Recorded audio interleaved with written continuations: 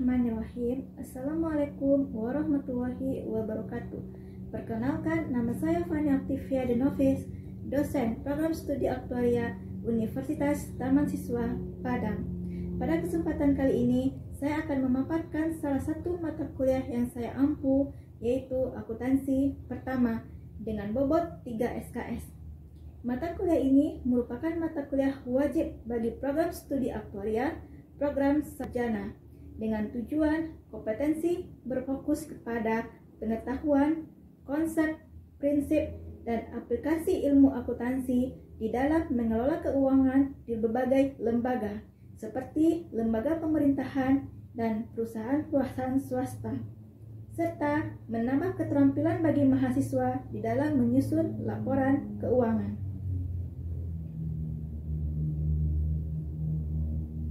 Mata kuliah ini mengkaji tentang konsep dasar akuntansi dan lingkungannya, standar dan fungsi akuntansi, alur dan konsep akuntansi, laporan tahunan dan pernyataan tahunan, akuntansi untuk aset investasi dan aset lainnya, akuntansi untuk kewajiban dan cadangan, dan akuntansi untuk manfaat polis. Kemampuan akhir yang diharapkan setelah mahasiswa mengikuti mata kuliah ini adalah mahasiswa menguasai konsep dan prinsip akuntansi, dan mahasiswa mempunyai keterampilan di dalam menyusun laporan keuangan. Untuk materi pembelajaran, saya mengawali dengan kontrak dan pengantar perkuliahan. Adapun untuk bahan kajian bisa dilihat di sebelah sini dan sebelah sini. Sistem atau model perkuliahan yang digunakan di dalam perkuliahan ini menggunakan model offline, yaitu tatap muka di dalam kelas, model online melalui Zoom meeting, dan aplikasi Google Classroom. Selanjutnya, metode blended learning. Metode pembelajaran yang digunakan interactive lecturing dengan pendekatan student-centered learning, metode kooperatif dan participan learning, project-based learning, forum discussion melalui Zoom meeting dan aplikasi Google Classroom. Interaksi mahasiswa dan dosen menjadi poin utama dalam proses perkuliahan ini, sesuai dengan semangat kurikulum MBKM Merdeka Belajar Kampus Merdeka, di mana pendekatan output-based education menuntut peran aktif mahasiswa. Hal ini bisa diimplementasikan di dalam aktivitas diskusi dan presentasi. Untuk penilaian di dalam mata kuliah ini menggunakan 4 elemen, yaitu partisipasi sebesar 10%, penugasan sebesar 20%, ujian tengah semester sebesar 35%, dan ujian akhir semester sebesar 35%. Demikian yang dapat saya paparkan terkait salah satu mata kuliah yang saya ampu. Setelah ini, saya akan tampilkan contoh pelaksanaan kegiatan belajar mengajar di kelas sinkronus melalui via Zoom. Terima kasih, selamat menikmati videonya. Apa yang belum dihidupkan videonya, silakan dihidupkan dulu.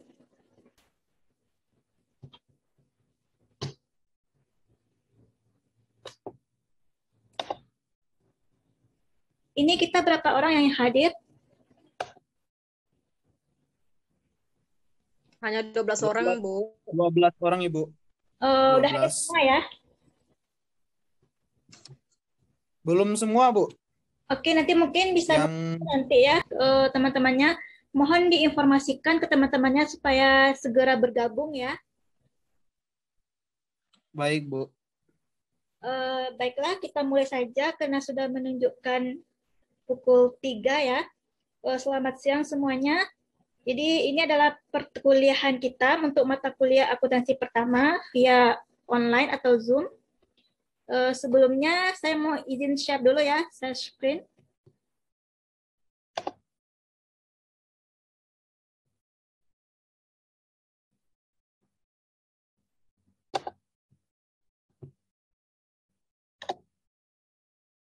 Apakah sudah kelihatan share-nya?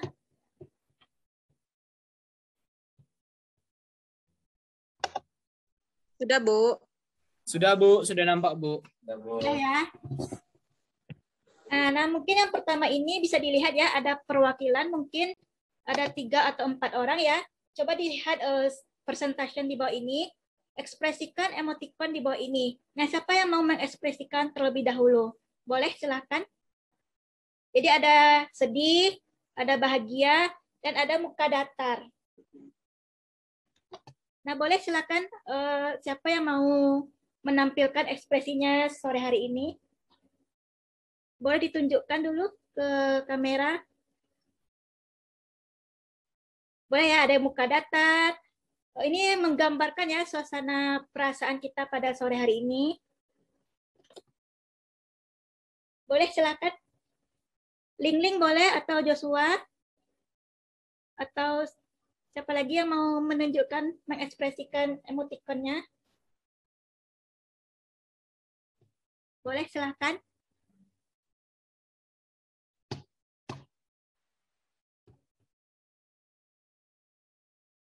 Ada yang mau menampilkan Ling atau yang lainnya?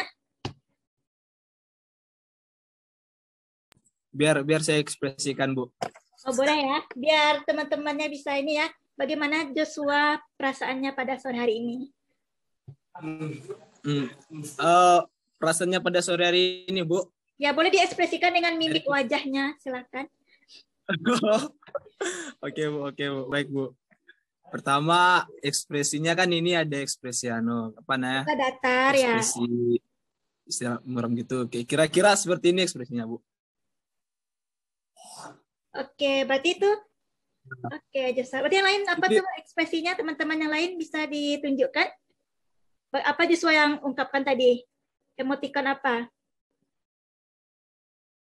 Ada yang bisa menebak Joshua lagi senang kah? Atau ada lagi sedih? Atau yang bagaimana? Lagi sedih, Bu. Lagi sedih. Lagi sedih ya? Benar Joshua?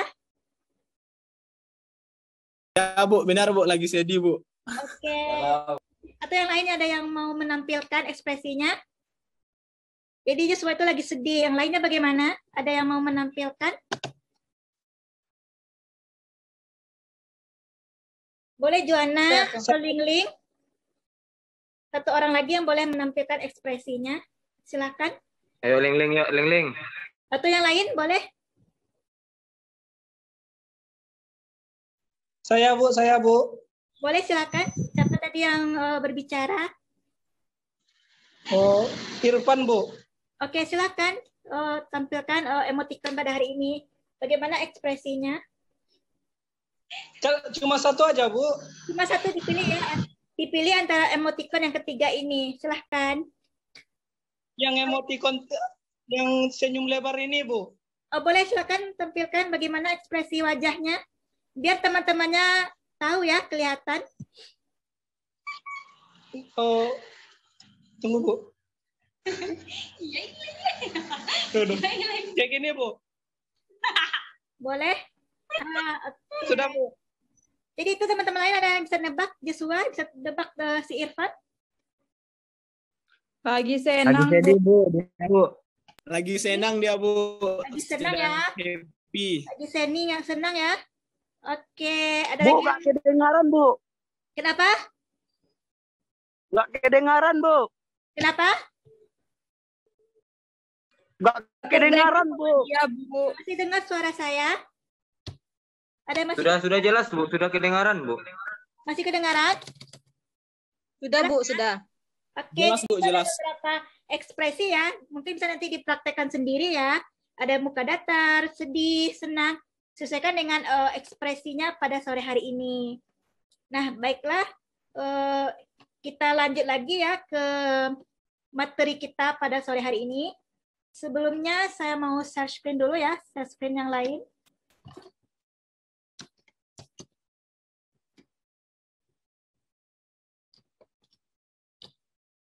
Sudah kelihatan?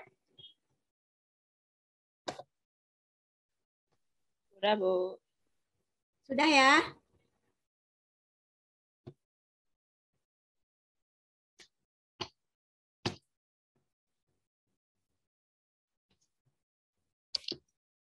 Nah, pada mata kuliah akuntansi pertama kini, kita akan membahas mengenai konsep akuntansi dan lingkungannya.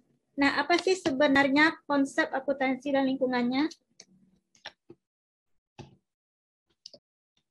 Nah, kita lanjut ke topik-topik ya. Ada beberapa topik.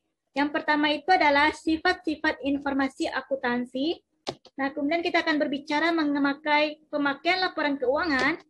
Nah, yang ketiga itu adalah hubungan antara akuntansi dan bidang lainnya. Yang ketiga itu profesi akuntan. Yang keempat itulah bidang spesialisasi akuntansi. Nah, yang terakhir, peranan akuntansi di dalam masyarakat. Nah, nanti akan kita bahas persatu, apa itu sifat-sifat informasi akuntansi, pemakaian laporan keuangan, hubungan antara akuntansi dan bidang lainnya, kemudian profesi akuntan, bidang spesialisasi akuntansi, peranan akuntansi di dalam masyarakat. Nah, di sini adalah sifat-sifat informasi akuntansi. Di sini ada beberapa berisi data keuangan dari transaksi perusahaan yang diungkap dalam satuan uang. Nah, itu yang pertama. Jadi sifat-sifat informasi akuntansi itu adalah, yang pertama itu adalah berisikan data. Jadi data-data informasi keuangan itu disebut dengan laporan keuangan. Kemudian apa lagi sifat-sifatnya? Yang kedua adalah peristiwa ekonomi yang mempengaruhi kondisi keuangan dari suatu entitas. Nah, itu adalah sifat-sifat dari informasi akuntansi. Nah, yang ketiga adalah pencatatan data transaksi dapat dilakukan dengan pensil, pena, atau dengan berbagai jenis mesin atau komputer. Nah, di sini pencatatan transaksi keuangan itu bisa dijelaskan dengan menggunakan pensil, pena, ataupun media-media lainnya. Nah, yang keempat adalah catatan data harus disortir, dikisarkan, kemudian disajikan dalam bentuk laporan keuangan. Nah, tujuan dari mata kuliah akuntansi ini adalah untuk menyusun laporan keuangan. Jadi, mahasiswa itu diharapkan mampu dia menyusun laporan keuangan. Itu yang dikatakan dengan tahap pengiktisaran akuntansi.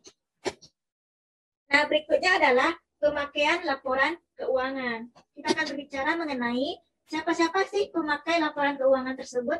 Yang pertama itu adalah penanam modal membutuhkan informasi tentang posisi keuangan di masa depan. Jadi, sebagai contohnya adalah seorang investor. Jadi, investor jika dia menanamkan sejumlah saham di setiap perusahaan, dia harus tahu dulu bagaimana sih informasi keuangan di perusahaan tersebut. Nah, yang kedua adalah si kreditur dan supplier. Apa sih guna laporan keuangannya? Jadi, si kreditur dan supplier perusahaan ini menilai apakah sehat keuangan tersebut agar dapat dia menjual atau kepada si perusahaan. Jadi, kreditur dan supplier perusahaan akan menilai sehat tidaknya keuangan perusahaan dan menilai risiko terhadap kredit yang akan diberikan kepada si perusahaan. Yang ketiga itu adalah lembaga pemerintah. Jadi lembaga pemerintah ini gunanya apa? Informasi keuangan, yaitu untuk informasi mengenai aktivitas keuangan perusahaan guna keperluan perpajakan dan perundang-undangan. Kemudian yang ketiga adalah si karyawan. Apa sih gunanya? Gunanya itu adalah karyawan dan organisasi juga berkepentingan terhadap stabilitas dan profitabilitas dari perusahaan tempat dia bekerja. Itu si karyawan tadi itu dia membutuhkan informasi keuangan. Nah, itulah si pemakai dari laporan keuangan tadi. Yang pertama adalah si investor atau penanam modal. Yang kedua itulah kreditur dan supplier. Yang ketiga lembaga pemerintah. Yang keempat adalah karyawan dan organisasi karyawan lainnya. Kemudian kita lanjut ke topik berikutnya. Yang terakhir ini adalah tujuannya. Kita lanjut ke pemakai tadi. Pengelola perusahaan atau manajemen menggunakan laporan keuangan untuk mengambil keputusan atau pertimbangan. Nah, berikutnya adalah hubungan akuntansi dan bidang lainnya. Apa sih hubungan akuntansi dan bidang lainnya? Kita lihat poin yang pertama. Yang pertama itu adalah setiap tingkat jabatan dalam perusahaan akan selalu mempunyai hubungan dengan masalah akuntansi. Jadi yang kedua, poinnya semakin tinggi tingkat kedudukan seseorang, semakin besar pula kebutuhan untuk memahami akuntansi. Yang ketiga, akuntansi ini mempunyai peran penting di dalam masyarakat modern dan berbagai macam jenis perusahaan. Kemudian, apalagi hubungannya dengan bidang lain, setiap pihak dalam satu organisasi atau perusahaan dipengaruhi oleh akuntansi dengan berbagai cara. Kemudian yang selanjutnya kita akan berbicara mengenai profesi akuntan. Nah, di sini akuntansi itu jika dia lulus ujian sebagai seorang akuntan atau dinamakan dengan profesi akuntan. Jadi, akuntansi ini sama halnya dengan profesi hukum, dokter, ataupun insinyur. Jadi, seorang akuntan itu, dia juga harus memiliki kredibilitas dan kemampuan sebagai seorang profesi akuntan. Nah, profesi akuntan ini perkembangannya cukup cepat di dalam bidang teknik dan teori akuntansi, mengakibatkan terjadinya kenaikan jumlah orang yang berkecimpung dalam profesi ini. Jadi, setiap perusahaan, misalkan perusahaan swasta maupun pemerintah, yang membutuhkan seorang akuntan untuk menyampaikan, untuk mencatat, dan menyusun laporan keuangan di sebuah perusahaan. Nah, itulah profesi seorang akuntan. Kemudian, faktor-faktor penunjang pertumbuhan profesi akuntan. Apa saja faktor-faktornya? Yang pertama itu adalah jumlah perusahaan publik atau perusahaan terbuka maupun perusahaan non-publik semakin banyak dan semakin berkembang. Yang kedua, semakin kompleksnya transaksi atau badan usaha, transaksi leasing contohnya, kemudian kerjasama operasi, bangun operasi, transfer dan transaksi derivatif. Nah, itu adalah faktor-faktor penunjang pertumbuhan profesi akuntan. Kemudian apalagi faktor-faktornya? Nah, di sini hanya dua yang menyatakan bahwa faktor penunjang dari pertumbuhan profesi akuntan. Nah, berikutnya, profesi akuntan itu adalah semakin kompleksnya bidang usaha perusahaan atau bidang teknologi informasi, riset, dan sebagainya.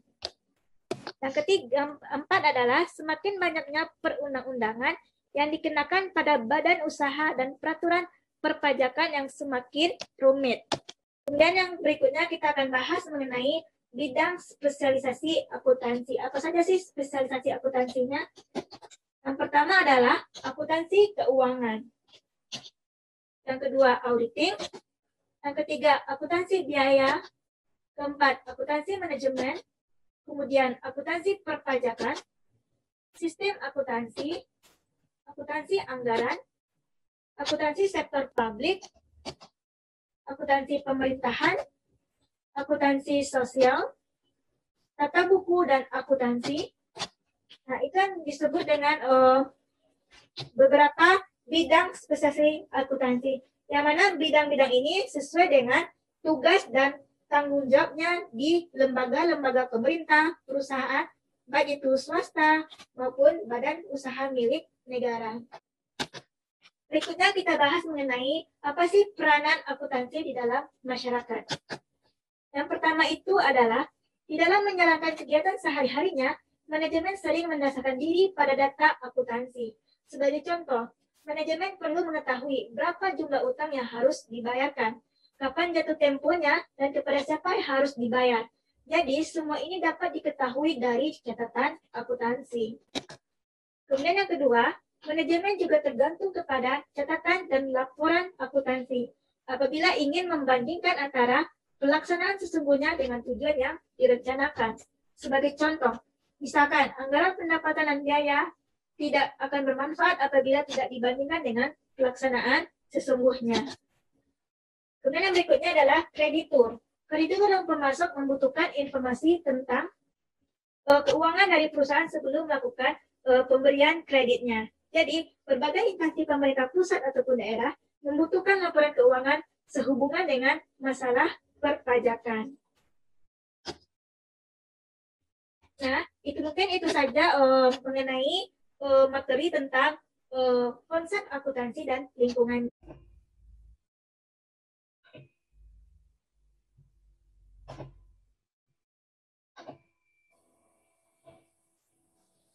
Baiklah, kita saksikan video mengenai materi mengenai keuangan atau akuntansi.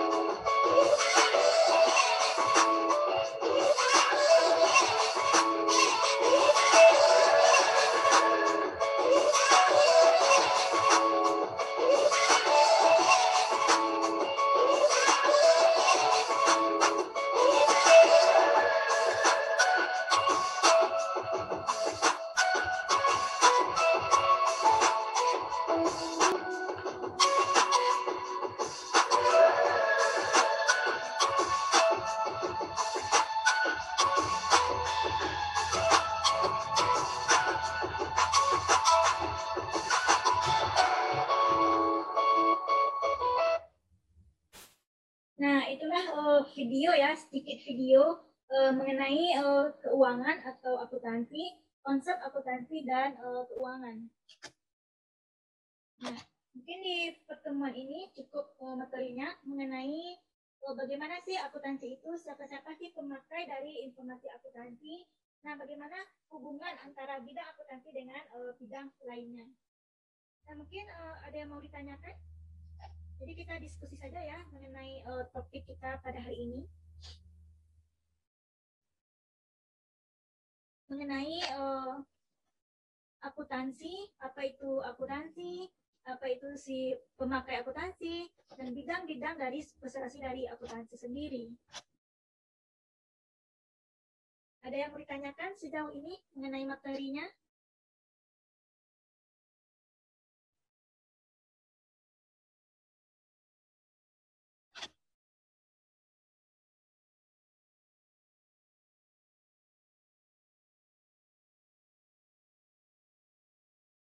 Oh, tidak ada?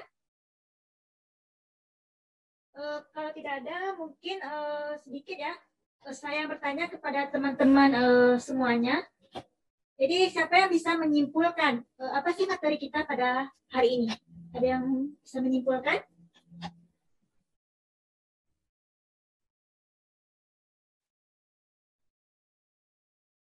Ada yang bisa menyimpulkan?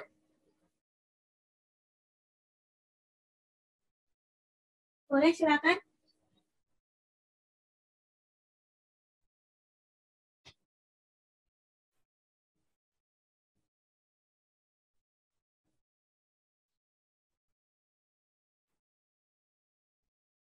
Tidak ada yang bisa disimpulkan? Atau saya tunjuk saja ya. Mungkin dari Sulistyo Tinggi, ada mana orangnya?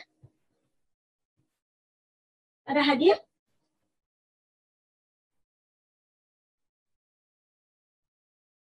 Ada hadir atau yang lainnya? Di sini banyak tidak hadir ya. Teman-teman ini masih beberapa orang.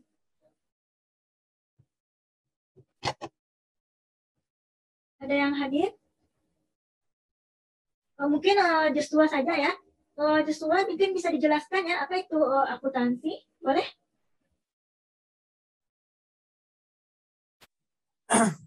Baik, Bu. Jadi kita sudah belajar tadi ya mengenai konsep dari akuntansi itu sendiri. Ya, Bu. Atau boleh apa itu yang dikatakan dengan ilmu akuntansi? Oh, izin Bu bertanya. Boleh? Ya Bu, nama saya Putra Febriana bertanya kepada terkait materi kita pada hari ini. Ya.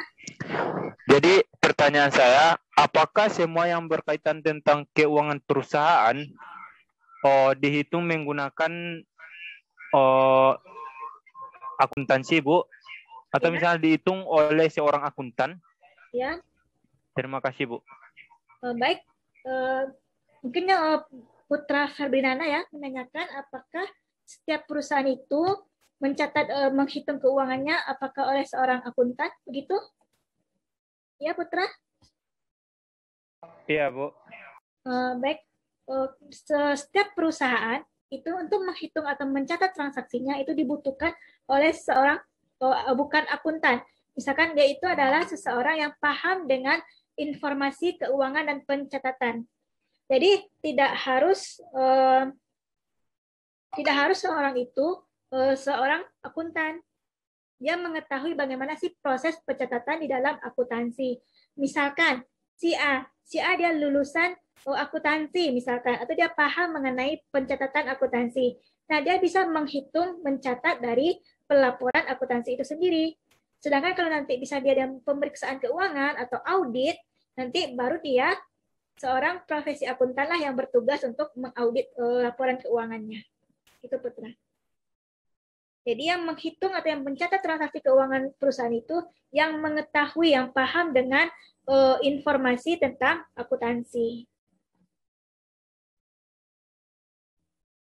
Itu. Oke Bu, terima kasih Bu.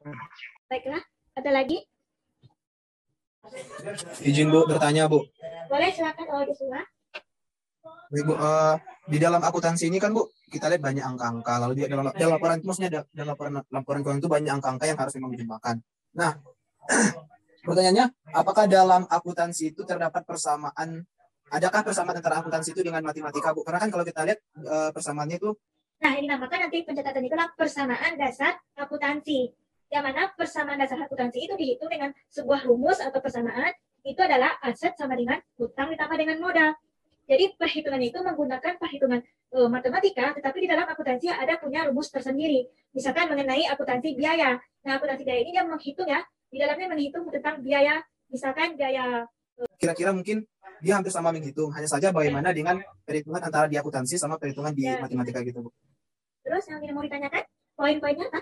Apakah sama perhitungan akuntansi dengan matematika? Itu ya? Iya, Bu, itu. Iya, Bu.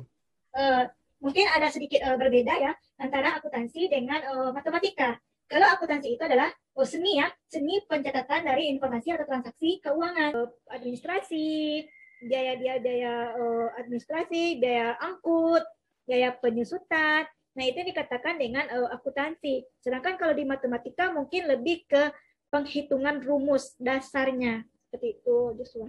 Jadi, secara tidak langsung, bahwa penghitungan dari akuntansi ini itu matematika itu tidak sama antara akuntansi dengan matematika. Di dalam akuntansi itu dibutuhkan penghitungan dengan menggunakan angka-angka yang jauhnya lebih besar dibandingkan dengan matematika. Seperti itu, Putra. Joshua maksudnya. Ya, Bu. Baik, Bu. Terima kasih, Bu. Baik, ada lagi yang mau ditanyakan? Mungkin kita cukupkan saja ya, kalau tidak ada yang ingin ditanyakan. Mungkin nanti tugas atau assessment buat dikumpulkan minggu depan. Bisa teman-teman mahasiswa bikinkan mungkin sebuah ringkasan ya, ringkasan tentang materi kita pada hari ini. Nah, nanti dikirimkan bisa lewat email ke atau di Google di Classroom. Nanti mungkin bisa kita bikinkan link Classroom-nya dan dikirimkan nanti ke Google Classroom. Baiklah, mungkin itu saja pertemuan kita pada hari ini. Kita cukupkan ya. Terima kasih atas partisipasinya.